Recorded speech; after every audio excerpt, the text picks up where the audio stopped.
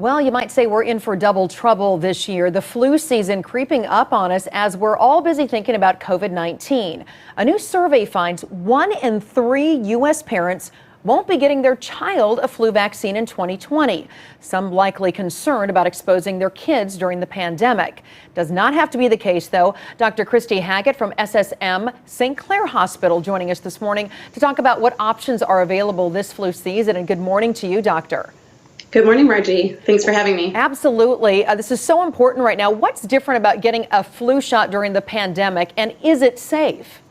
Absolutely, 100% safe. We encourage everyone to get their flu shot, and ideally they would have their flu shot by the end of October, so that's rapidly approaching. There are several avenues. People can go to their physician's offices. Most of the physician's offices are prepared with a sick area and a non-sick area, so if you're there for your flu vaccine, you won't be exposed. SSM Health has 4 different drive-through clinics that are free, where you don't even have to exit your car. You stay in the car, the nurse comes to the window, and they give you an injection. Doctor, what age should you start getting vaccinated, and is there anyone who should not get a flu shot? Once you are 6 months old or older, you should get the vaccine. For any child that's less than 8 years old, in between 6 months and 8 years old, they would receive 2 shots 4 weeks apart if it's their first vaccine. Once they've had any vaccine prior, a 2-year-old, if they had had it previously, they only need 1 vaccine.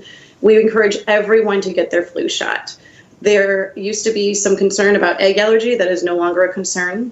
The only contraindication is the only significant contraindication is if a patient has had a previous anaphylactic reaction to the flu shot. And if that's the case, then we would recommend that they see an allergist to have allergy testing done to determine whether or not there is a safe and effective way for them to receive the vaccine. Yeah, so really no major side effects to getting vaccinated parents need to be concerned about? No, so there also seems to be a misconception that people are concerned that they would actually get the flu from receiving the vaccine. That is absolutely not true.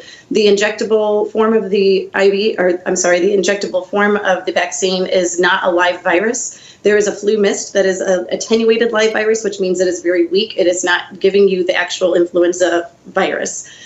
You can have some redness, swelling, irritation at the site of injection. You might have some very mild muscle aches, low-grade fevers, and runny nose. Those are all rare and last only a couple of days, which is significantly better than actually acquiring influenza, the virus itself. Yeah, you mentioned both the shot and the flu mist. I mean, is one more effective than the other? This year, there is no recommendation that one is better than the other. In years past, there have been some recommendations that the vaccination injection was superior to the mist, but this year there is no difference, and they are both good vaccines. All right, very good. Dr. Kristy Haggett, thank you so much. SSM St. Clare, we appreciate you this morning being with us.